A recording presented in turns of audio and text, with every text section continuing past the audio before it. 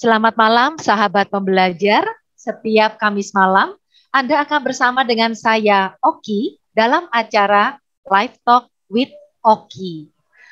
Nah, ini adalah acara pertama saya ya di tahun 2022 ini. Dan mudah-mudahan ke depannya kita akan ada setiap 2 minggu sekali, yaitu setiap minggu pertama dan minggu ketiga. Dan saya juga mengucapkan selamat tahun baru untuk semua sahabat Selamat pembelajar. tahun baru juga, Ibu. Mudah-mudahan, ya Pak Haruno, semoga kita di tahun baru ini tetap sehat, ya. Kemudian tetap bahagia, banyak senyum, dan kemudian kita juga selalu ingat bahwa hidup kita ini selalu bergantung kepada Tuhan Yang Maha Esa, ya. Nah, pada malam hari ini, sebagai edisi pertama, saya mengundang seorang yang luar biasa ya bagi saya. Saya sudah membaca bukunya, Bapak Ibu.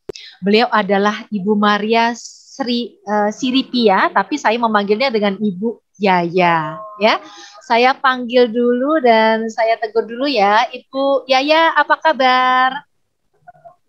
Kabar baik, Bu. Selamat malam semuanya.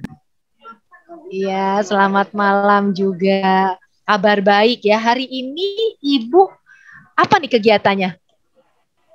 Hari ini saya biasa aja lah di rumah, ibu rumah tangga. Terus hari-hari ya masak nasi. Oh, Ibu masak juga ya, masak.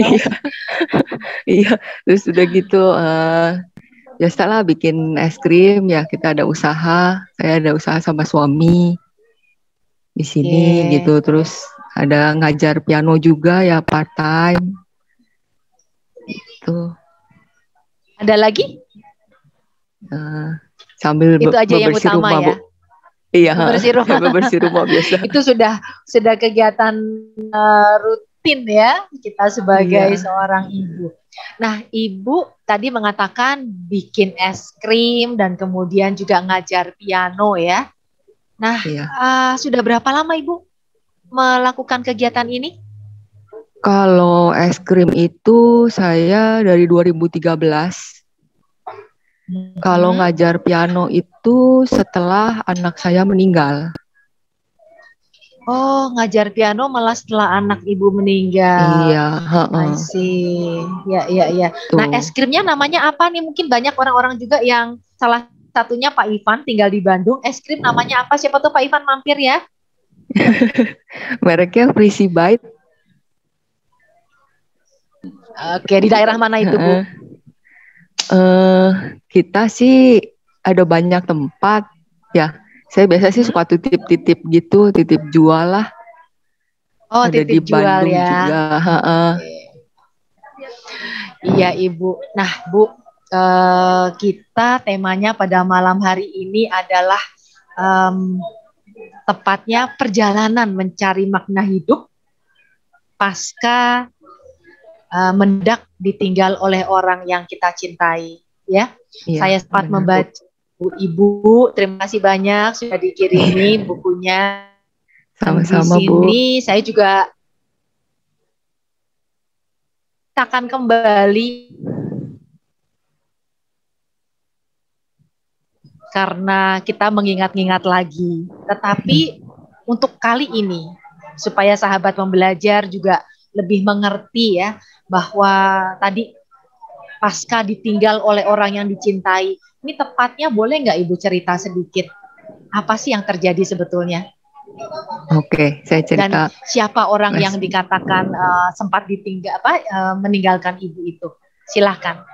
Iya, kurang lebih 4 tahun 9 bulan 11 hari yang lalu itu anak saya ya, putri saya yang saya kandung di usia 39 minggu, sebelum 2 hari sebelum ditetapkan sesar, ini udah dipastikan kita 2 hari lagi kita mau sesar, tiba-tiba nggak ada di perut. Jadi jantungnya tiba-tiba stop aja gitu. Terus terang kita semua shock banget. Karena selama saya hamil, selama hampir 10 bulan ya, berarti ya, hampir 10 bulan, itu kondisi kesehatan saya itu baik-baik saja. Memang saya ada hipertiroid sebelumnya, sedari saya masih muda ya. Sebelum saya menikah memang saya ada hipertiroid. Tapi selama saya hamil itu semuanya normal. Darah semuanya normal, jantung saya juga normal, tekanan darah semuanya normal. Jadi saat itu shock banget. Saya malah pikir ini tuh cuma mimpi. Saya bilang kayaknya nggak mungkin nih. Kok kayak mimpi, tapi kok saya cubit pipi saya kok enggak gitu, sakit gitu. Itu saya masih ini enggak lah, saya bohong lah, saya lagi tidur mungkin gitu. Nah, terus saya baru ngehnya saat kedetek itu kan kurang lebih jam 10 pagi tanggal 8 April. Ya, 8 April. Karena kan lagi itu saya mau diprediksi sesar 10 April 2017. Jadi benar-benar tepat 2 hari sebelumnya ya Bu ya? Iya, jadi 8 April saya di USG lagi. Padahal sebelumnya juga kurang lebih sebulan atau 2 minggu sebelum tanggal 10 April itu saya itu melakukan USG seminggu 2 kali. Jadi saya tuh sebenarnya lagi hamil itu karena memang saya itu penderita hipertiroid. Saya dipegang 3 dokter. Satu profesor endokrin, itu Prof. Johan Mansur yang cukup terkenal di Bandung. Terus yang satu lagi feto maternal. Sebenarnya saya ini pasiennya Dr. Agustinus. Dr. Agustinus menyarankan saya dan suami, Ibu lebih baik saya ini ya referensi ke guru saya, ke Prof. Johannes Mose, dia bilang gitu. Ya udah kita ikutin. Setelah ada detak jantung usia di minggu ke-16. Oke, jadi kita pegang 3 dokter. Oke, semuanya berjalan lancar sampai 4D kalau nggak salah ya. 4D semuanya lancar, aortanya juga bagus, perkembangannya bagus semuanya. Nah, jadi kita kaget juga. Kaget sekali gitu. Kok bisa nggak ada gitu ini anak, padahal semuanya oke lah, fine semuanya, baik-baik saja, saya pun sehat. Oke, abis itu kan saya harus dioperasi karena kan dia udah meninggal, tapi meninggalnya juga baru sejam karena dia punya kepala, cairan semua masih bagus. Jadi benar-benar kayak baik bener gitu kedeteknya. Terus abis itu jadi pada kaget juga diteleponin sama ceritanya dipotong. Jadi karena saya ini rumahnya di Kota Baru, kebetulan Dr. Agustinus itu masih ada praktek di RSCK yang saya bilang di sini yang ada di bukunya. Masih ada nama di RSCK, tapi dia prakteknya di Santo Yusuf di Cikutra. Oke, jadi saya bolak-balik ke sana. Nah, kedeteknya itu dengan Dr. Aldo di RSCK karena lagi itu saat itu Dr. Agustinus bilang, Ibu kalau mau iniin BPJS, dia bilang saya bantu, dia bilang saya ini nih ya Bu tanda tangan karena lumayan kan ada bantuan juga gitu kan, saya sesar kan biayanya besar ya gitu. Ya udah akhirnya tapi saya kan belum ada track recordnya di RSCK karena kan mau dioperasi di RSCK. Ya udah pas USG di situ ketahuannya meninggalnya ya di situ di RSCK gitu. Oke, abis itu pusing semuanya. Saya pulang, mana orang tua mertua juga lagi dalam perjalanan ke Bandung karena kan seneng sekali gitu kan menantikan cucu ya gitu. Ternyata ya kita juga bingung ini mau kasih taunya bagaimana karena kabar sukacita jadi duka cita gitu. Saya saya di saat itu udah kayak blank aja, udah nggak tahu nih ini kayak bener apa enggak. Terus jadi siapa ini yang di perut saya gitu.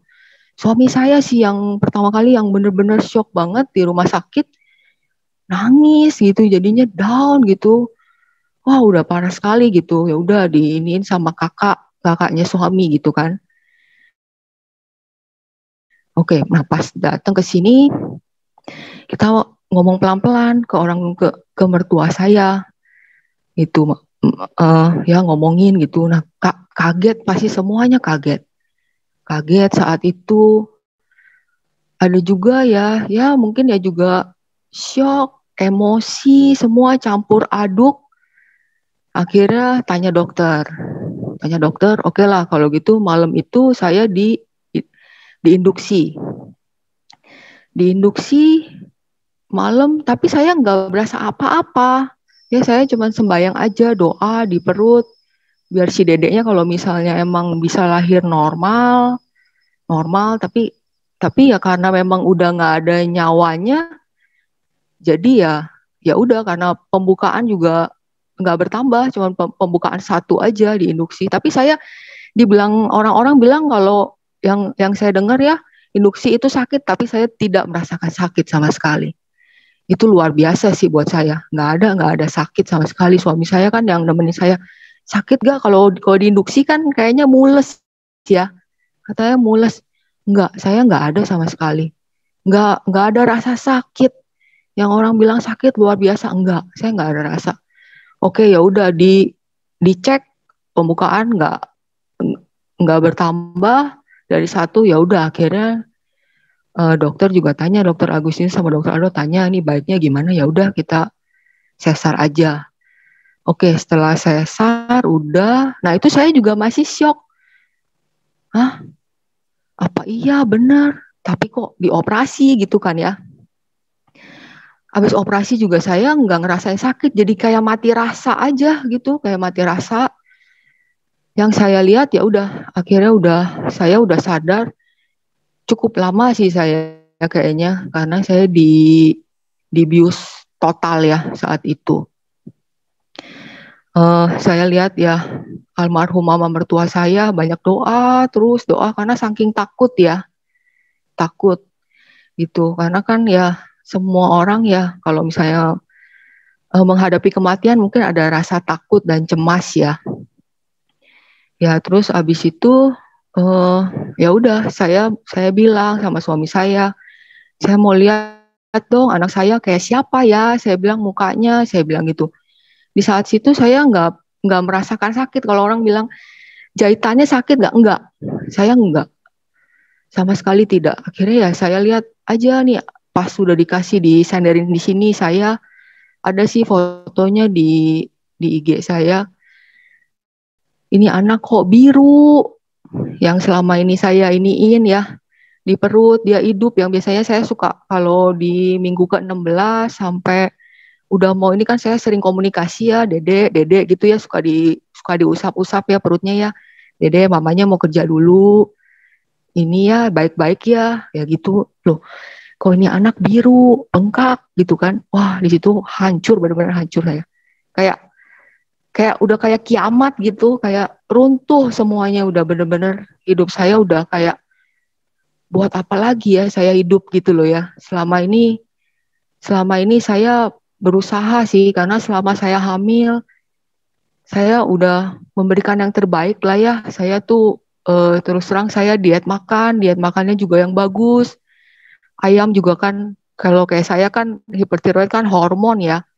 Saya makan ayam kampung, terus saya makan ikan, pokoknya yang bagus-bagus lah ya.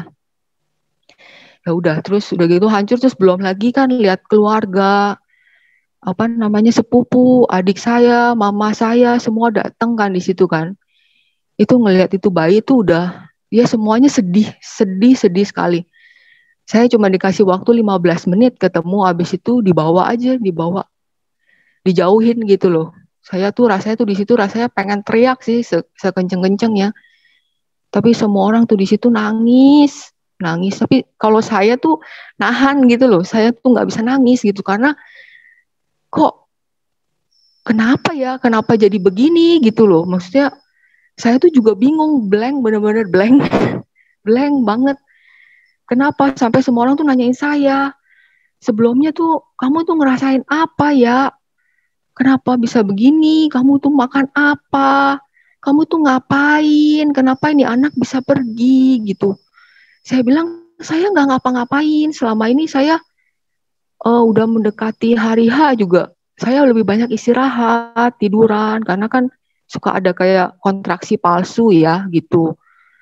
Saya bilang saya nggak ngapa-ngapain. Saya bilang saya juga setiap malam kita berdoa, kita telungkupin perut suami saya gitu, doain si Dede karena kita tahu kalau penderita hipertiroid, orang-orang bilang tuh ini ya kayak riskan gitu. Tapi saya tuh tidak ngalamin itu gitu, sama sekali tidak normal, saya malah lagi hamil sampai usia 8 bulan masih bisa kerja, masih bisa pulang balik Jakarta Bandung untuk ngurusin es. Saya malah di bulan keempat atau bulan kelima, saya masih bisa ngangkat freezer loh sama suami saya berdua. Saking ringannya gitu di perut, dia sama sekali tuh nggak nyusahin saya gitu. Tahu gitu ya, orang tuanya tuh, kita tuh bukan orang kaya gitu, tapi ya kita berusaha gitu loh buat anak kita. Sampai kadang orang tuh bilang, kamu tuh hamil apa enggak sih, kok nggak kelihatan gitu. Saya cuma naik 5 kilo, anak saya berarti 3,1. Jadi setelah ngelahirin yang orang-orang bilang, ntar gendut loh kalau habis ngelahirin gitu. Enggak sama sekali, karena anak saya memang nutrisinya semuanya ke anak sih. Karena makanan sehat itu gitu.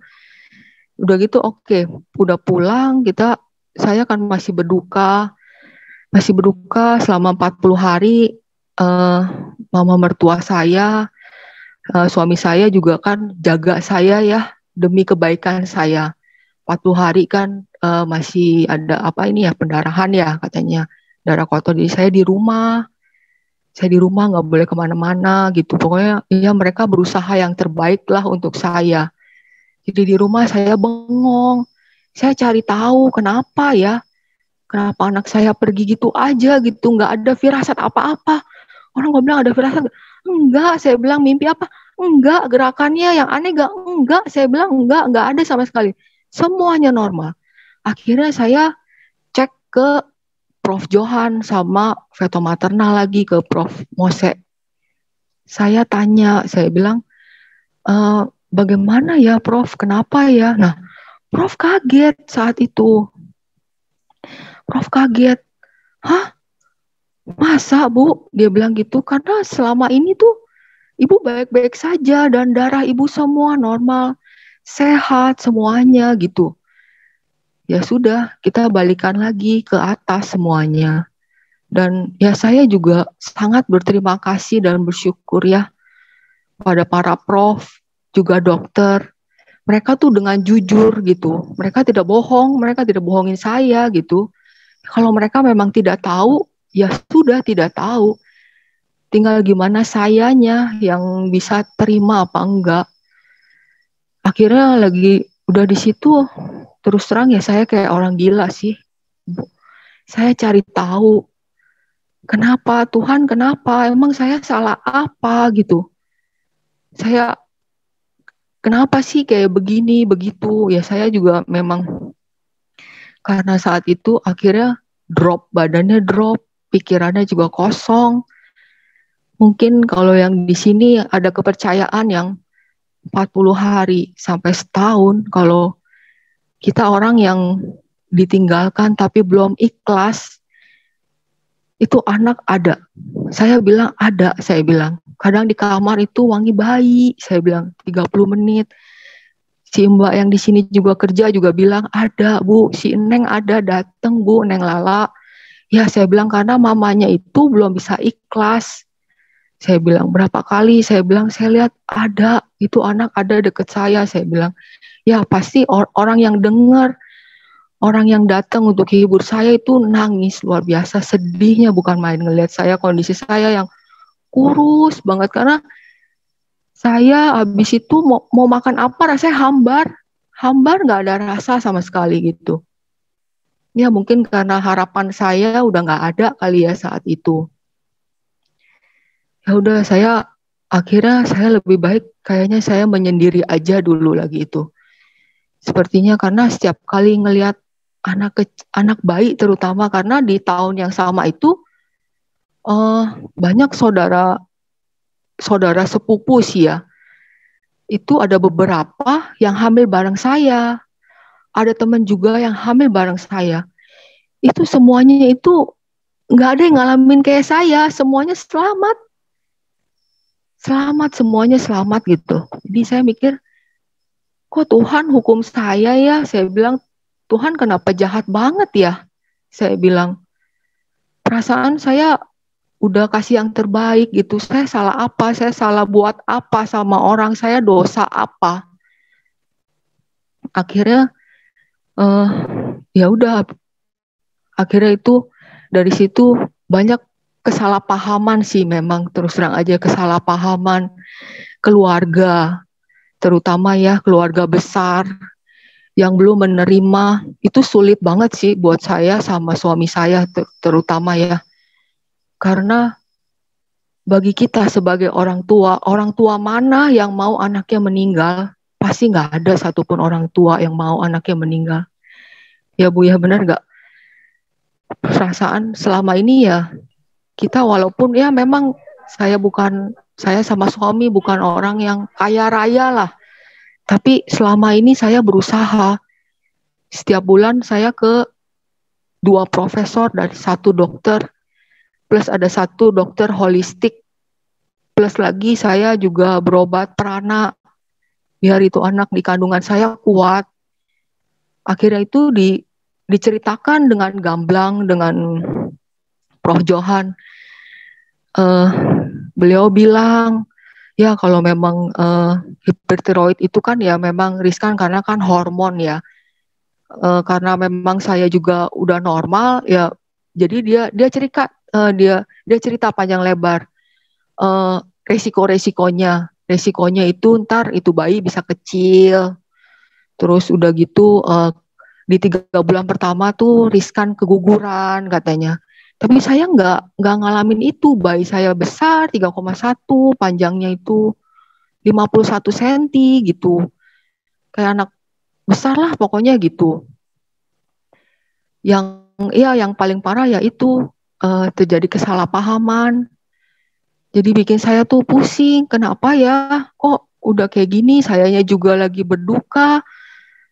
Rasanya nggak hilang-hilang gitu. Apalagi ngelihat anak kecil gitu. Kok saya tuh juga punya anak gitu, tapi kok nggak ada gitu. Terus saya ngajar, saya tuh jadi keinget anak. Saya bilang, aduh, kalau ada anak saya, tapi nggak ada gitu. Akhirnya saya, karena memang juga saat itu lagi, ibaratnya lagi down, depresi, jadi satu, nggak ada solusi. Akhirnya saya mencoba bunuh diri. Karena saya bilang sama suami saya bilang, anak itu tuh datang, saya bilang ke sini ke mamanya, saya bilang, anak itu ngelihat mamanya kalau lagi nangis, kalau lagi sedih, saya bilang gitu. Dia tahu sekali anaknya itu. Saya bilang mungkin itu anak jemput kali ya, jemput mamanya. Saya akhirnya udah berpikiran pendek. Saya coba bunuh diri. Saya minum 12 kali dosis yang dianjurin dokter itu obat jantung. Saya coba karena saya marah sama Tuhan. Saya mau tahu. Harusnya secara logika mungkin itu saya juga udah lewat. Tapi tidak. Tuhan belum panggil saya, berarti kalau kayak gitu. Tidak. Malah yang ada kondisi saya menurun. Saya ngalamin lumpuh setengah. Kalau lagi ini dari bibir ke kaki semuanya bisa kayak lumpuh layu gitu. Terus udah gitu sering pingsan. Itu mungkin ya efek dari obat yang saya minum. Saya memang nggak mau ke dokter, saya bilang. Akhirnya saya menyendiri, lebih banyak menyendiri. Saya coba berbicara dengan diri saya, apa sih yang kamu mau? Apa tujuan hidup kamu sekarang? Lebih banyak mendekatkan diri sama Tuhan. Apa sih yang Tuhan mau sama saya gitu loh. Karena kalau buat saya sih minum 12 kali lipat dari takaran yang seharusnya saya minum sih harusnya lewat ya. Tapi kok Tuhan belum panggil saya ya? Lagi itu, untung lagi itu ada suami, jadi akhirnya obat semua dibuang. Dia bilang udah gila kali ya, kamu tuh udah ini banget ya. Saya bilang karena saya terlalu sedih. Saya bilang karena setiap kali saya sedih, anak itu ada. Saya bilang walaupun kalian semua tidak melihat, tapi saya ini ibunya. Saya bilang kadang saya sampai kalau tidur tuh saya pelokin itu fotonya, figurannya. Saya taruh di dada, saya bilang seperti itu. Akhirnya saya lebih banyak ngurungin diri, isolasi diri, karena saya mencoba untuk tidak melampiaskan ke orang lain, karena saya udah cukup banyak masalah gitu. Jadi akhirnya saya coba, saya ini mau apa sih tujuannya Tuhan, ciptain saya, apa sih maksudnya tujuan hidup saya di dunia ini. Kenapa sih Tuhan lewat rahim mama saya tuh ngelahirin saya di sini? Apa tujuannya? Nah, dari situ saya baru ngerasa, plus lagi juga kan suami saya selalu bilang, jangan egois. Dia bilang, ya kamu jangan egois, kamu masih ada saya. Dia bilang, kalau seperti itu tuh saya kayak kehilangan dua orang.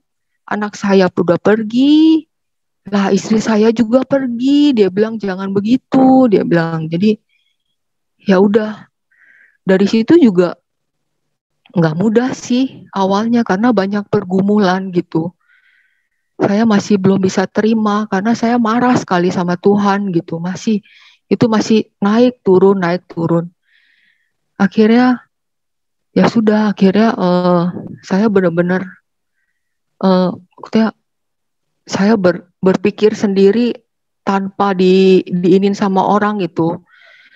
Buat saya mungkin berpikir sendiri dengan inisiatif sendiri mungkin itu jauh lebih baik dibanding orang yang maksudnya kasih tahu saya kamu harus gini gitu. Buat saya gitu. Ya udah akhirnya jadi saya sekarang jauh lebih sabar pertama. Merasakan kedamaian, jauh lebih damai. Terus udah sabar. Pertama sih itu, saya jauh lebih bersyukur. Saya percaya itu Tuhan punya rencana yang jauh lebih baik.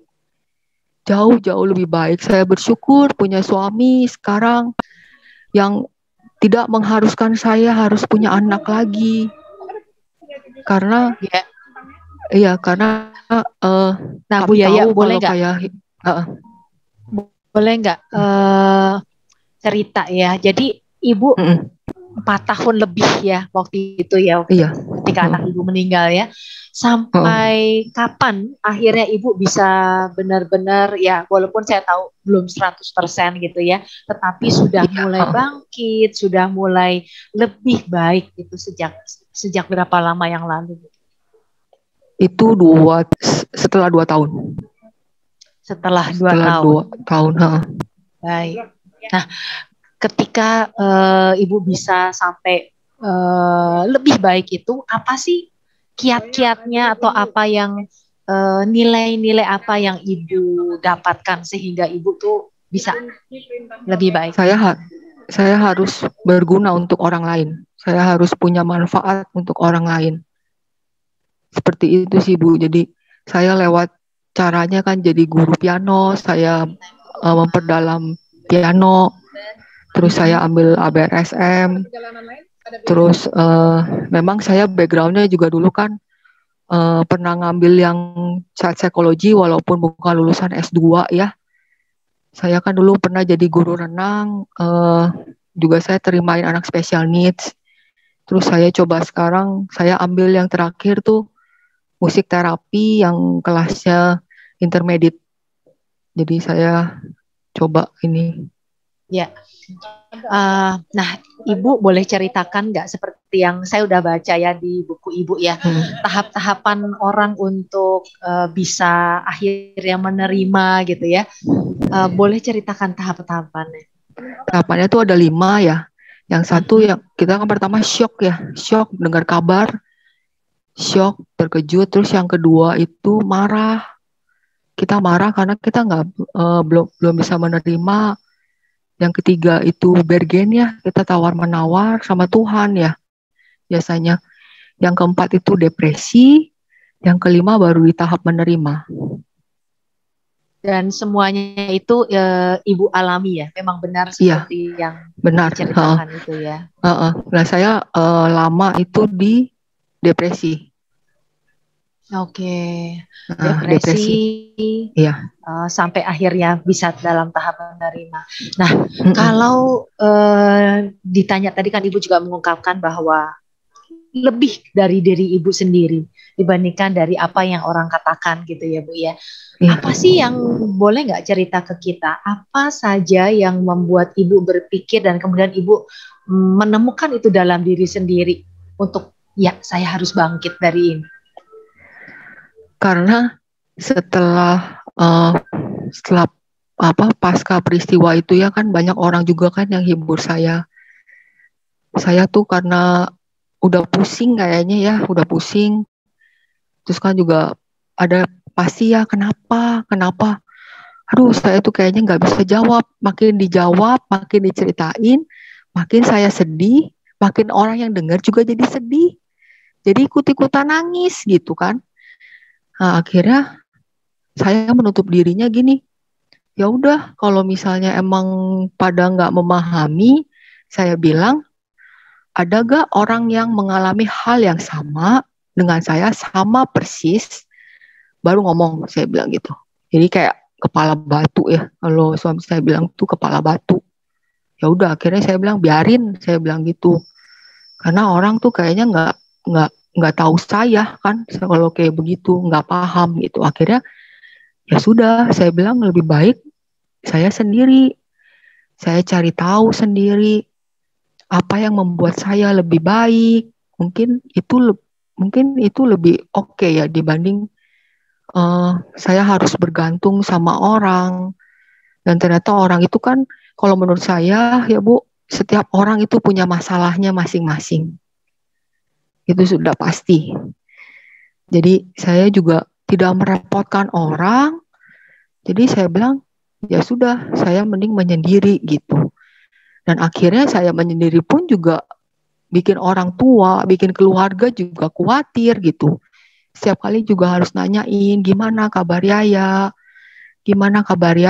terlebih itu almarhum mama mertua saya ya.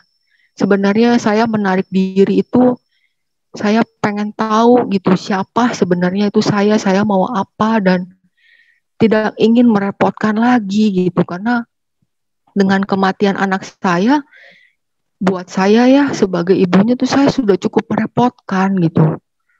Orang tuh jadi pada aduh sedih, bener-bener sedih banget gitu.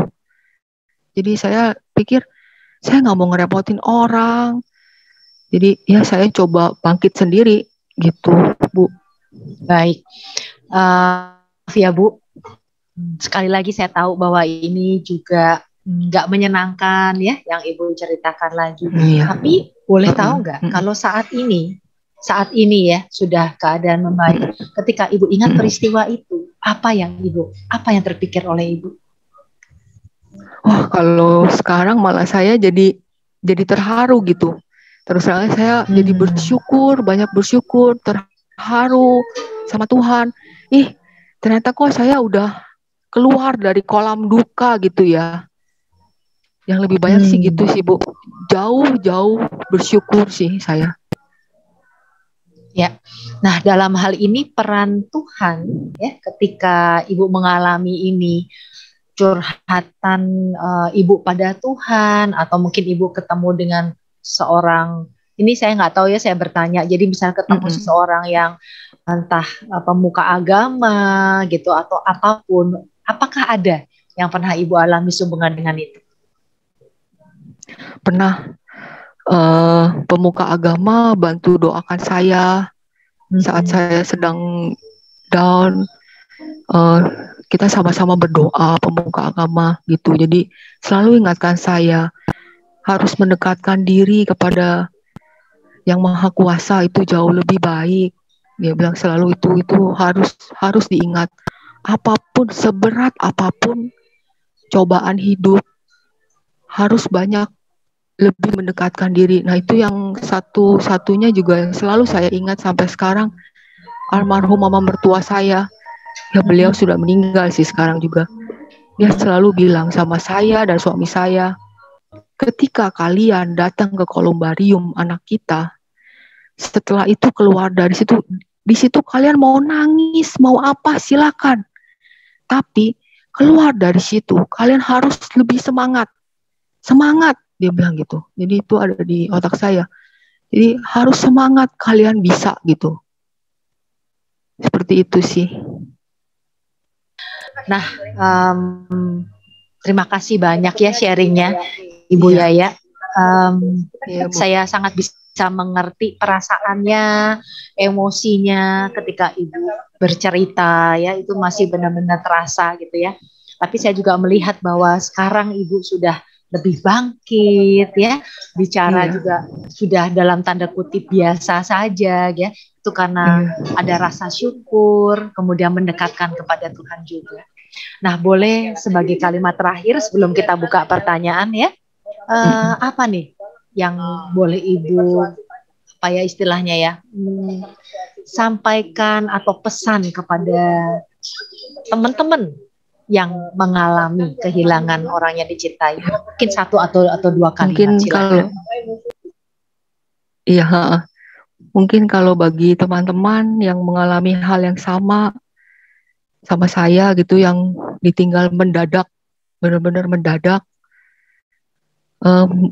harus berpikir kalau hidup itu jangan pernah berhenti di situ terus, jangan pernah berhenti di saat berduka terus, karena hidup itu berjalan terus. Dan saya juga mau mengajak kita semua, alangkah baiknya kita berbuat sesuatu yang baik untuk bumi ini dan seisinya. Apapun itu, sekecil apapun itu jauh lebih penting dibanding kita berkubang terus di situ, diingetin terus, tapi kita nggak dapat apa-apa juga. Yang ada badan kita rusak, habis semuanya, dan mungkin saat dipanggil Tuhan nanti kita jadi sia-sia gitu kalau menurut saya ya. Itu sih. Oke, terima kasih Bu Yaya. Nah, kita akan buka pertanyaan ya dari teman-teman yang hadir di sini. Tetapi sebelumnya saya ingin mengajak Bapak Ibu untuk follow Instagram Diri Indonesia Belajar di Indonesia_belajar.id, juga channel YouTube kami di indonesiabelajar.id.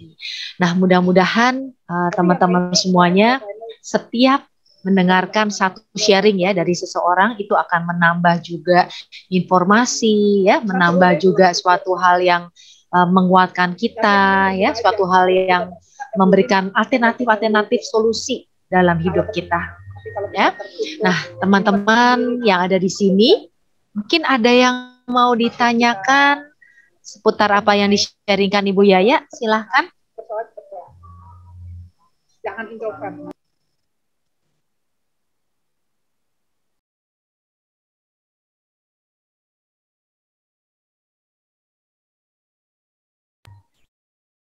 Apakah ada yang mau bertanya, Bapak Ibu? Oke, Pak Ivan. Pak Ivan sudah angkat tangan. Silakan Pak Ivan. Terima kasih Bu Oki. Terima kasih Bu Maria. Saya juga sudah barusan masuk ke IG Bu Maria. Ternyata ada beberapa teman saya merupakan teman Bu Maria juga. Saya sangat apresiasi dan atas sharing Bu Maria. jujur saya susah, perasaannya kacau saya, jujur. Satu pihak saya salut. Ibu bisa keluar daripada lingkaran duka dan bisa bangkit. Saya juga pernah mengalami hal yang keburukan yang mirip, tapi untung saya bukan kehilangan orang kita kasih. Dari 5 yang tadi Bu Oki tanyakan bagaimana solusi keluar, salah satunya saya lakukan juga. Sampai saya berguyon sama Tuhan. Saya sudah lumpuh mendadak 2015. Bu Oki tidak tahu, saya pernah cerita banyak di grup juga. Saya benar-benar sehat-sehat, saya benar-benar hopeless, semua harapan nggak ada. Syok. Orang sehat-sehat, hitungan detik, lumpuh mendadak, pemnama 72 hari, terbaring 14 bulan, seperti mayat hidup. Sampai saya bilang ke Tuhan, Tuhan saya nggak tahan, tolong diangkat. Maka yang Ibu cerita bahwa sampai ambil tindakan pribadi itu, ya itulah kadang-kadang pikiran kita dia pendek. Tapi besoknya saya sadar, saya bilang Tuhan, batal aja deh nggak jadi, karena anak saya masih kecil, saya masih banyak tugas. Tapi tetap saya dapat cobaan sampai 14 bulan terbaring total di rumah. Nah, apakah mujizat atau apa? Saya sudah sekarang yang jelas, Bu Maria katakan, kita percaya, berdoa, dan berjuang. Ya, dan saya bersyukur punya banyak teman lingkungan pertemanan saya yang sangat atensi. Itu yang membuat spirit. Dan saya punya satu keyakinan bahwa apa? Inilah mungkin peluang ketiga, saya bukan peluang kedua lagi. Dikasih Tuhan untuk berkarya. Ya, saya kira saya apresiasi dengan Bu Maria yang sangat-sangat ini. Tadi saya sudah lihat kondisi Ibu, langsung saya tahu tiroid juga di lehernya kelihatan. Kan seperti mama saya, ya. Tapi ya, saya susah katakan apa perasaan yang jelas. Saya jatuh ombang-ambing lagi perasaan saya betul. Tapi itu juga menguatkan saya bahwa ya kedukaan kesusahan saya itu ternyata masih ada sahabat saya Bu Maria yang pernah alami dan lebih bisa keluar dari lingkarannya. Itulah hebatnya perjuangan Bu Maria. Terima kasih Bu Maria. Sama-sama Pak. Semangat ya Pak. Teman-teman seperjuangan walaupun dalam kisah yang berbeda ya Bu ya. Iya. Oke, terima kasih Pak Ivan sharingnya. Nah teman-teman semua yang lain, apakah ada yang mau ditanyakan juga lagi dengan Ibu Yaya? Atau mungkin ada yang sharing juga seperti Pak Ivan misalnya?